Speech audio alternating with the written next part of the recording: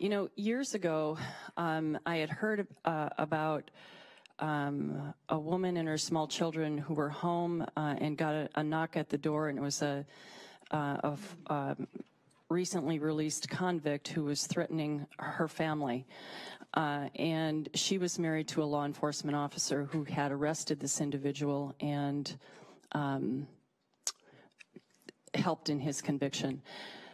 You know, at the time, I didn't think about how they could have found them. I thought law enforcement data was confidential, but apparently the birth dates of public employees are not. And then I started attending cybersecurity conferences in my role as a legislator.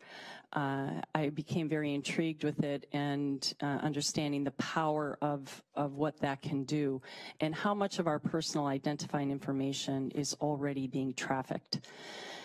And I learned that the birth date is one of the most highly solicited and sought after pieces of data because so much can be done with it, including building an alternate identity of you on what's known as the dark web, which I didn't know that existed until I got into this either.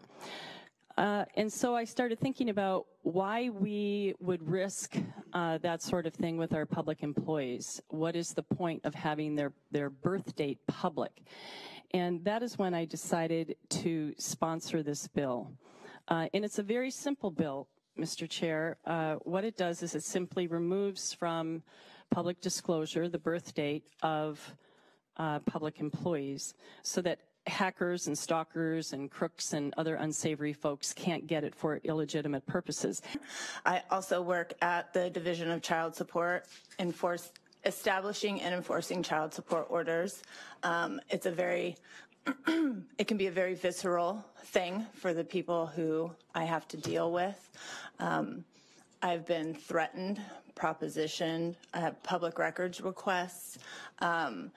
It's really scary as a single parent of two teenagers to know that they can get that information and potentially show up at my house, follow me home. Well, they could do that anyway, but I just feel like the safety of state employees should be of the utmost importance, especially for what we do, and I support the bill. This isn't the first time that this idea has come before the legislature to close this, but it has been consciously left open since the Public Disclosure Act was passed in 1972. The reason for this is that it is important for the public, who are the employers of public employees, to be able to know exactly who works for them. A name is virtually useless in terms of trying to ascertain someone's identity. And in many, many cases where we give the power of public employees over school children and vulnerable adults, and we give them guns with the power of arrest, we have them control people under when they are incarcerated, we have them be teachers, and on and on and on and on. Background checks are required, which require a birth date, but it also is used by my industry when we are checking up on people who have misbehaved, and you cannot follow someone with a name. But the truth is, I think the public safety concerns far outweigh any commercial use of the data.